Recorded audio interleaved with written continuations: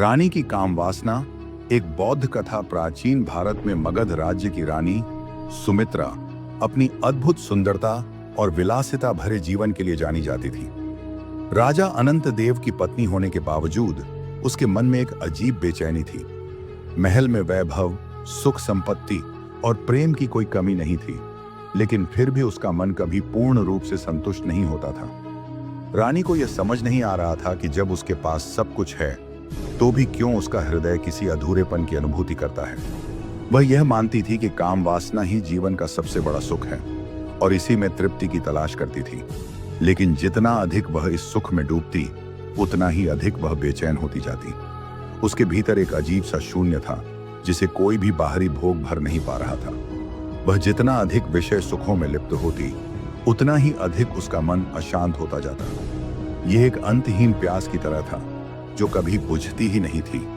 महल में एक बौद्ध भिक्षु का आगमन। एक दिन महल में प्रसिद्ध बौद्ध भिक्षु आर्यदेव पधारे। राजा और रानी ने उनका आदरपूर्वक स्वागत किया और उनके प्रवचन सुनने गए।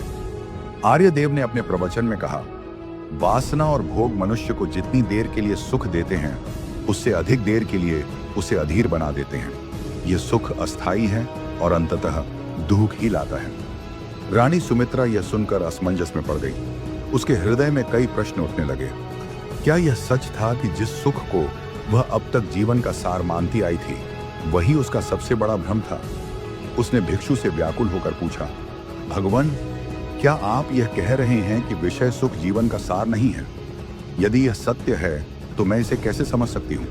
भिक्षु ने मुस्कुराते हुए उत्तर दिया, रानी, मैं तुम्हें एक कथा सुनाता हूँ जिससे तुम्हें अपने प्रश्न का उत्तर मिल जाएगा।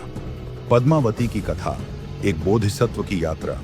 बहुत समय पहले एक सुंदर युवती थी जिसका नाम पद्मावती था। उसकी सुंदरता अपूर्व थी और कई राजा महाराजा उससे विवाह करना चाहते थे, परंतु वह अपनी सुंदरता और काम वासना के आकर्षण में इतनी डूबी हुई थी कि उसे यही लगता था कि जीवन का सबसे बड़ा आनंद भोग विलास और शारीरिक आकर्षण में ही है। एक दिन वह एक बौद्ध संत से मिली जिन्होंने उससे पूछा, तुम्हें क्या लगता है कि संसार में सबसे बड़ा सुख क्या है? पद्मावती ने आत्मविश्वास से उत्तर दिया, निश्चित रूप से प्रेम और शारीरिक सुख। संत ने फिर पूछा, लेकिन क्या यह सुख सदा बना रहता है? जब यह समाप्त हो जाता है तो तुम्हें कैसा लगता है? पद्मावती ने गंभीरता से सोचा। अचानक उसका हृदय विचलित हो उठा। वह यह तो जानती थी कि यह सुख अस्थायी है, लेकिन कभी उसने इस पर इतना गहराई से विचार नहीं किया था। कुछ क्षण चुप रहने के बाद उसने धीरे से कहा, यह सुख क्षणिक है। यह जितना मधुर होता है उतना ही जल्दी समाप्त भी हो जाता है और फिर मन में पुनः उसकी लालसा उत्पन्न होती है। संत ने कोमल स्वर में कहा, सच्चा सुख वही है जो कभी न समाप्त हो। क्या तुम चाहोगी कि तुम्हारा आनंद अनंत हो? पद्मावती चौंक गई। यह प्रश्न उसके लिए नया था। उसने हतप्रभ होकर उत्तर दिया, हाँ, लेकिन ऐसा कैसे संभव है? संत ने उत्तर दिया, जब तुम अपनी वासनाओं को नियंत्रित कर लोगी और अपने भीतर स्थायी आनंद की खोज करोगी, तब तुम उस सुख को प्राप्त कर पाओगी जो कभी समाप्त नहीं होता। आत्मज्ञान और चित्त की शांति ही वास्तविक आनंद है। पद्मावती के हृदय में एक अजीब हलचल मच गई। उसे लगा जैसे कोई गहरी नींद से जगा रहा हो। उसके भीतर कुछ बदलने लगा था। उसने सांसारिक इच्छाओं को त्याग कर बौद्ध धर्म का पालन किया और आत्मज्ञान प्राप्त किया।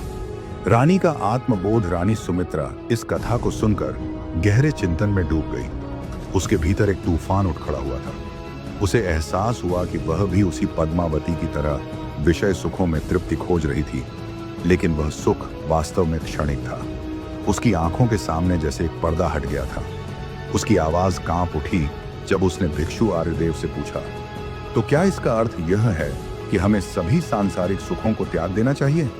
भिक्षु ने करुणा भरी दृष्टि से कहा, त्याग का अर्थ यह नहीं कि तुम संसार से दूर भागो, बल्कि यह है कि तुम इन सुखों को अपना स्वामी न बनने दो।